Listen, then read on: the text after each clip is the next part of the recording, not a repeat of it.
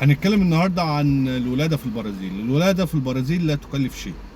بيهتموا بالأم ومتابعة الحمل لحد ما تولد، وتولد في المستشفيات الحكومية. ما بتكلفش شيء خالص. فالمستشفيات الحكومية هنا بتعادل المستشفيات الخاصة في الدول العربية. وكمان الأم بعد الولادة استخراج شهادة الميلاد، الاي جي بتاع الطفل، الباسبور بس اللي انت هتدفع فيه حوالي $30. طيب انا بقيت اسمع ارقام الناس بتدفع $6000 و7000 وما اعرفش ايه والكلام من ده. فلو انت اتفقت على $6000 فمالكش حق اللي انت تتكلم بعد كده، مالكش حق اللي انت تتكلم. فانت اتفقت مع واحد ان شاء الله يعمل لك الحاجه ببلاش، مالكش فيه. فانا بوضح الصوره اللي الولاده والمتابعه الحمل وشهاده الميلاد والاي جي بتاع الطفل ما بيكلفش حاجه في البرازيل. فقط بس جواز السفر بيكلف $30 $20 في الحدود دي.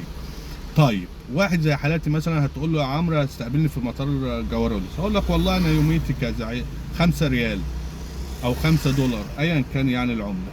فانت لو وافقت مالكش حق اللي انت تنتقد بعد ما تعرف التكاليف الفعليه. تمام. فمثلا اقول لك يوميتي كذا، فانا معلش انا عندي التزامات وعندي كذا، انا ما بتكلمش عن نفسي كعمرو.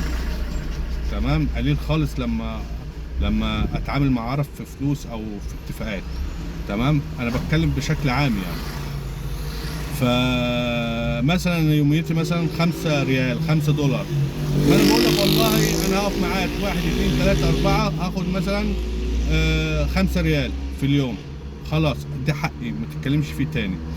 فعشان الناس بتقول ارقام كبيره وحرام تدفع $6000 $7000، حتى لو المستشفى خاصه ما بتاخدش $1000 في الولاده يعني.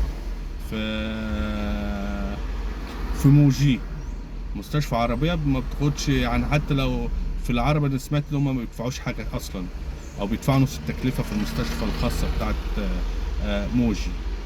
سمعت كده، مش متاكد من المعلومه. فهي المستشفيات الحكوميه هنا بتعادل المستشفيات الخاصه في مصر. بيهتموا بالام والطفل، بيهتموا بالام والطفل لحد ما تولد، وبيهتموا بالطفل والتطعيمات وشهاده الميلاد والاي جي، دي كلها اجراءات بتخلصها على الموبايل بتاعك وما بتكلفش حاجه، فقط بس الباسبور بتاعك.